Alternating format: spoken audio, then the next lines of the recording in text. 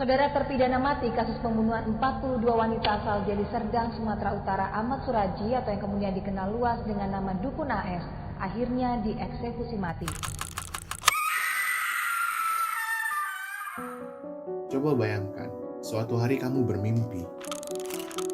Lalu, dalam mimpi itu, ayah kamu yang sudah meninggal datang dan berkata, kamu harus membunuh 70 perempuan untuk bisa mendapatkan kesaktian.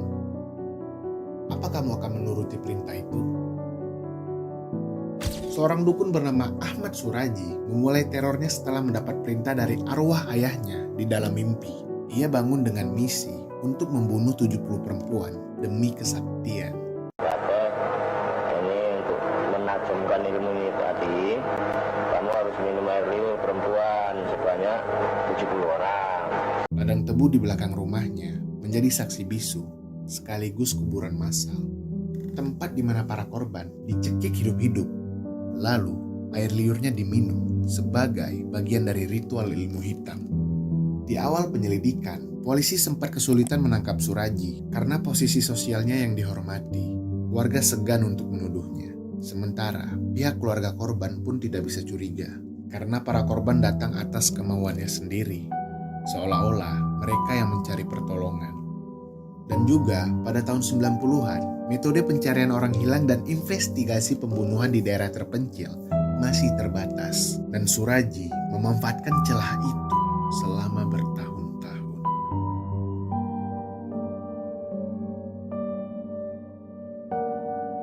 Kejadian ini berlokasi di pelosok Deli Serdang, Sumatera Utara. Ada sebuah kampung kecil yang dikenal dengan sebutan Kampung Dukun. Namanya Sei Semayang. Bagi masyarakat sekitar, dukun bukan sekedar orang pintar.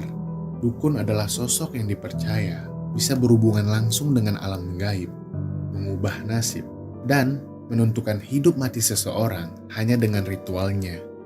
Ahmad Suraji lahir dalam keluarga dukun yang disegani di wilayahnya. Ayahnya yang bernama Datuk Abdurrahman dikenal luas sebagai dukun sakti yang dihormati oleh masyarakat setempat. Namun, bagi Suraji kecil, bayang-bayang kebesaran sang ayah justru menjadi beban. Ia memendam ambisi untuk melampaui nama besar keluarganya. Sejak usia 10 tahun, Suraji diam-diam sudah mempelajari ilmu mantra yang dia contoh dari ayahnya. Selama tumbuh besarnya, ia terus mencoba dan memperdalam serta merapal mantranya sendirian, berharap bisa mendapatkan kekuatan yang lebih besar dan lebih sakti dari ayahnya. Hingga akhirnya, jawaban atas ambisinya datang dari mimpi yang sesat, meminum air liur dari 70 mayat perempuan. Sejak mendapatkan mimpi itu, Suraji mulai merancang citra dirinya sebagai dukun spesialis urusan hati. Ia membangun reputasi sebagai penyelamat bagi perempuan-perempuan muda yang tengah dilanda kegelisahan. Suraji memainkan peran psikologis yang halus namun mematikan. Ia menyasar pada wanita yang berada di titik terlemahnya. Ia mendoktrin wanita-wanita itu untuk percaya bahwa keberuntungan cinta dan kecantikan hanya bisa diperoleh melalui tangan saktinya. Suraji tidak pernah memaksa mereka secara fisik, tapi ia menanamkan ketakutan, menciptakan ketergantungan, hingga pada akhirnya para korban datang dengan sendirinya, datang dan tanpa pilihan lain. Dan saat itu terjadi, hidup dan mati para wanita itu sepenuhnya ada di genggamannya.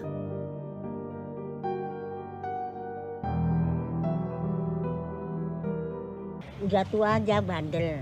Ya aku bilang, mama nggak ngelarang kau mau kawin 2, 3, 4, 5 aku rela, tapi orang lain. Jangan serumpun gubuk bambu diborong semua. Dalam menjalankan ritualnya, Suraji tidak sendirian. Ada 3 perempuan bersaudara, anak dari satu ibu dan satu bapak, yang menjadi istrinya. Tumini, Tumina, Ngatia. Mereka bukan sekedar istri, mereka ikut mencari korban dan memanipulasi pikiran para wanita muda yang datang. Istri yang paling terlibat aktif adalah Tumini. Setiap kali korban mulai gelisah atau takut ketika menjalani ritual, istrinya lah yang turun tangan, berpura-pura menenangkan. Mereka meyakinkan korban bahwa ini hanyalah bagian dari ritual buang sial, sebuah proses pembersihan energi negatif dari tubuh mereka. Setelah korban berhasil dibuat percaya, korban diminta membuka bajunya, lalu disuruh masuk dan duduk di dalam lubang yang sudah digali, yang kurang lebih kedalamannya setengah badan dari korban, dengan mata tertutup sambil membaca mantra yang diberikan Suraji. Tapi saat mereka menutup mata, tali langsung melingkar di leher dan mereka dicekik sampai mati. Setelah itu, air liurnya diminum dan mayat langsung dikubur dengan posisi kepala menghadap ke rumah Suraji, agar energi dari mayat perempuan terus mengalir ke dirinya.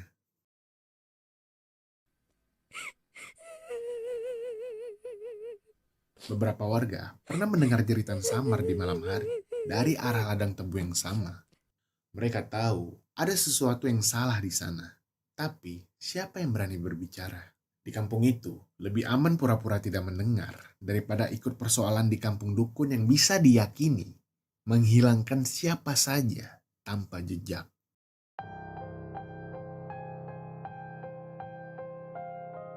Sri Kamaladewi, seorang perempuan berusia 21 tahun, terakhir terlihat meninggalkan rumah pada tanggal 24 April 1997.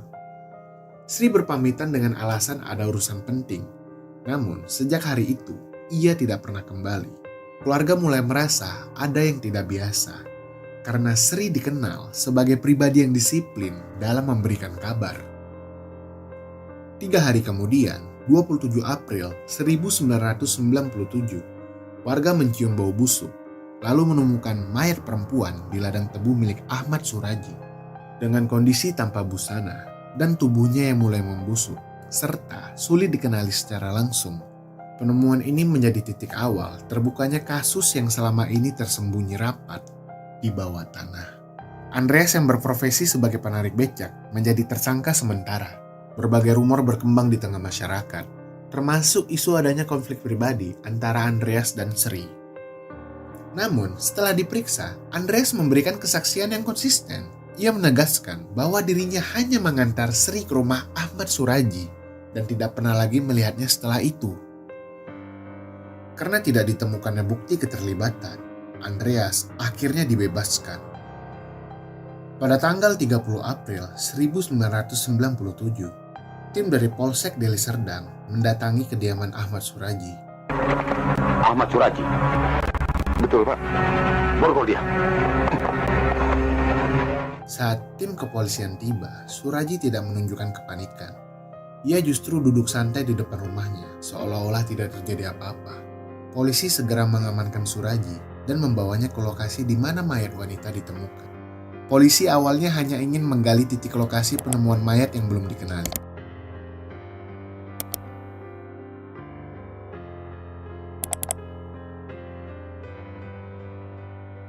Mereka hanya berharap menemukan jasad Sri Kamaladewi sebagai bukti tambahan. Namun, apa yang mereka temukan justru di luar dugaan. Di balik lapis tanah pertama muncul lebih dari 1 kerangka manusia. Galian semakin dalam, dan jumlah jasad-jasad yang sudah berbentuk tengkorak bertambah. Warga yang berdatangan menyaksikan secara langsung bagaimana ladang tebu itu berubah menjadi kuburan massal. Ahmad Suraji yang menyaksikan proses penggalian tanpa menunjukkan rasa bersalah, seolah-olah pemandangan itu adalah bagian dari rutinitasnya. Di rumah Suraji, polisi juga menemukan sebuah buku catatan kecil yang isinya sekitar 70 nama perempuan. Polisi menyebutkan catatan itu sebagai daftar target ritual. Meski tidak semua nama berhasil diidentifikasi secara lengkap, sebagian besar nama dalam daftar itu telah dicoret, menandakan bahwa mereka telah menjadi korban.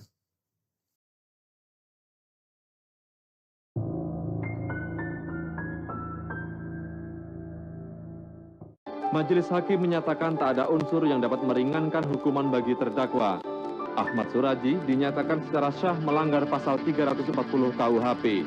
Selain dijatuhi vonis mati, terpidana Ahmad Suraji juga diwajibkan membayar ongkos perkara Rp7.500. Kasus Ahmad Suraji akhirnya sampai di meja hijau Pengadilan Negeri Lubuk Pakam. Pada tanggal 11 Desember 1997, Jaksa Penuntut Umum mendakwa Ahmad Suraji dengan 42 kasus pembunuhan berencana. Pada tanggal 27 April 1998, Majelis Hakim menjatuhkan vonis mati kepadanya. Rumor yang beredar, Saat dijatuhkan vonis, Suraji berkata bahwa dirinya ikhlas menerima hukuman mati karena menurutnya kematian justru akan menyempurnakan kesaktiannya.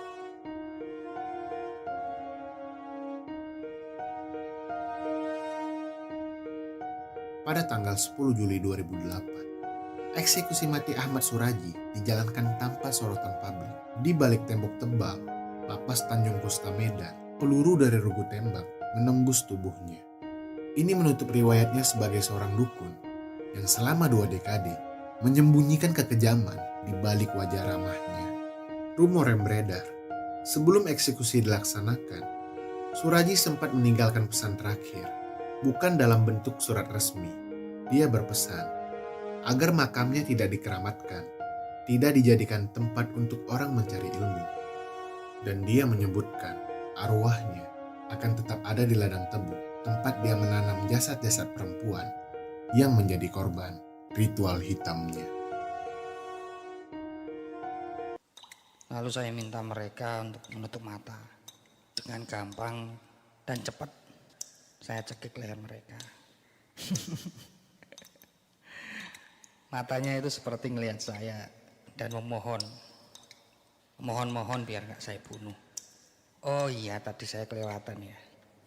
Jadi saat mereka pingsan, langsung saya buka mulut mereka dan air liurnya saya hisap. Saya baca mantra. Nah, baru setelah itu saya kubur mayatnya di situ. Sampai sekarang pun saya masih beban untuk menyempurnakan ilmu itu.